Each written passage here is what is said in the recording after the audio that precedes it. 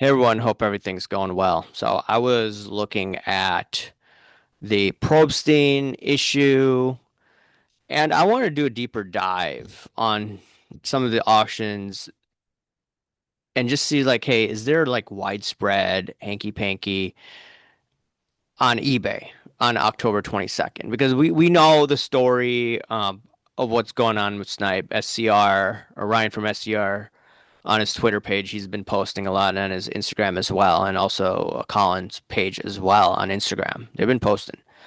I just want to look at, hey, look, is there like, once again, widespread hanky panky going on? Yeah, we know there's stuff that always goes on Probstein's side, but like, I want to look at larger trends, and I want to look at the Benford law.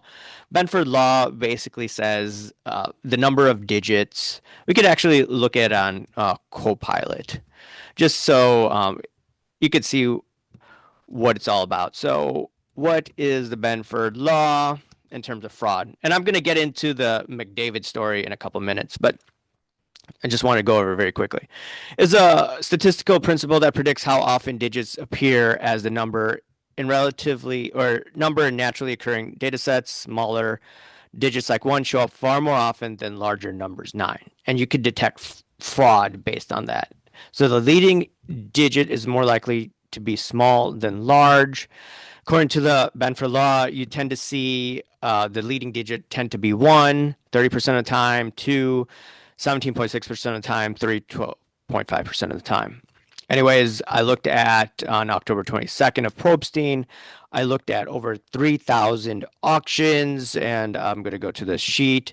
I compiled all the auctions from October 22nd. I wish there was like a CSV file, but I was still able to slice and dice the data. And I did the test, and this was the percentage wise, the leading digits won. So what I did was I looked at the auction, I looked at the first digit, sliced that in Excel, and I just made sure my data was correct. I excluded any items below 99 cents because the leading digits should be between 1 and 9 and not a 0 because 99 cents, 0.99, just as FYI. Put this in a data set, went by Copilot, and what they found out, what my data was.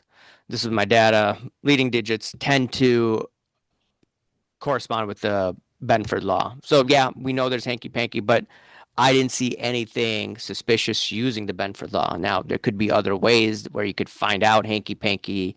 If you look at the individual users of some auctions, yes, I'm sure there is, like I said, people shill bidding, but otherwise the digits tend to be in line numerically. I also did a thing with Fanatics auction, and the data seemed to be normal as well. I'm gonna do a deeper dive here. And ultimately, it looks at the proportion I had versus Benford expected. It's in line.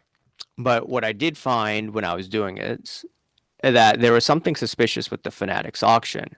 I didn't watch the 4 hour live of Jeremy Lee and Adam Gray, but I did remember this one card of McDavid when I was looking through these auctions.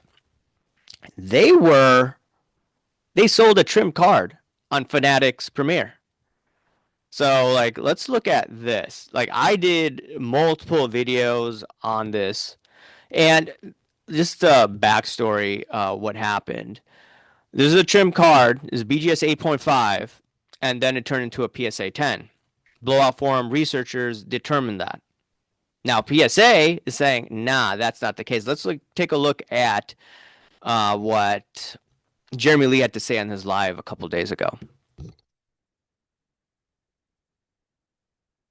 Cup RPA used to be a BGS 8.5 with a ding corner. Now that ding corner is gone.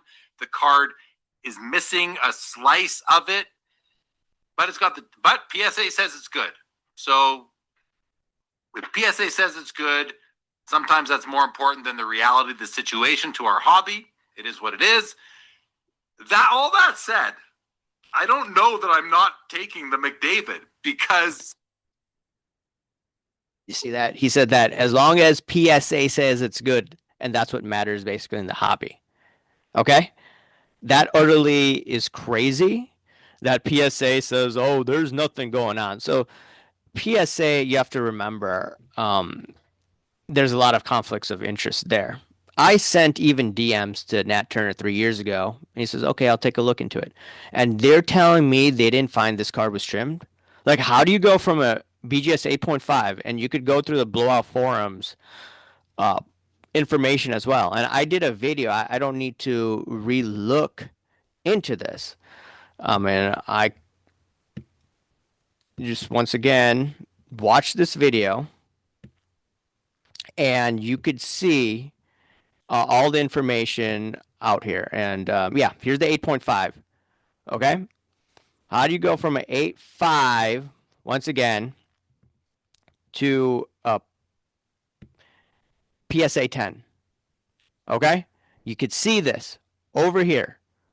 You could definitely see the blowout forums figured out hanky panky.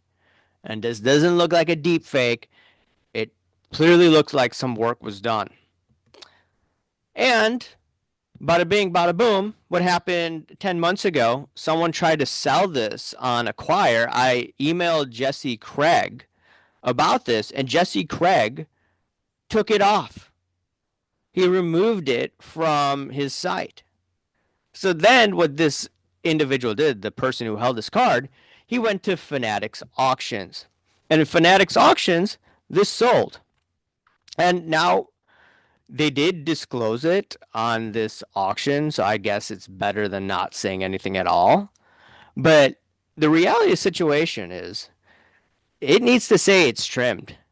You need to look at the before and after pictures, and we're not talking about a BGS 9.5 to a PSA 10, and there's no funny business going on. This is not that case. This is a case where there clearly is evidence that some work was done.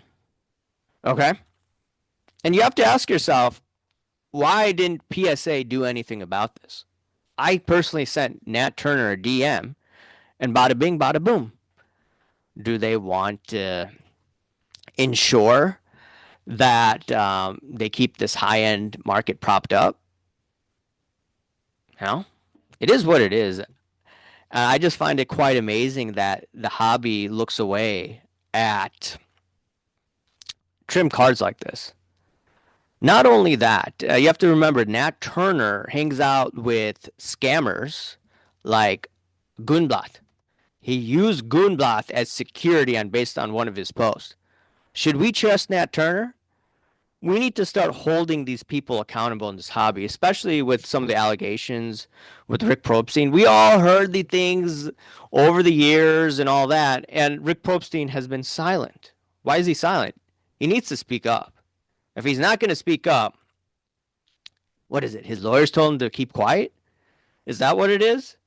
What's the story going to be? A lot of the hobbies keeping quiet because they don't want to piss off their sponsors at PSA or Fanatics. So you don't get to see the information come out right away. They have to keep silent until it's okay publicly to do so. And some people have contracts with these companies where they're not allowed to say certain things without the permission of Fanatics. They're not allowed to go on certain podcasts without the permission of Fanatics. So keep that in mind when you don't see this type of information out there.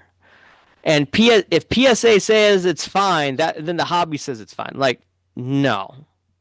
Nat Turner's not going to comment about this publicly because it's going to be an embarrassing look on him. I can't even tag that Ryan Hoge guy or whatever his name is, PSA president, Mason Mantles on PSA. He won't allow me to. I used to call him out all the time. Will he do anything about it? No, man.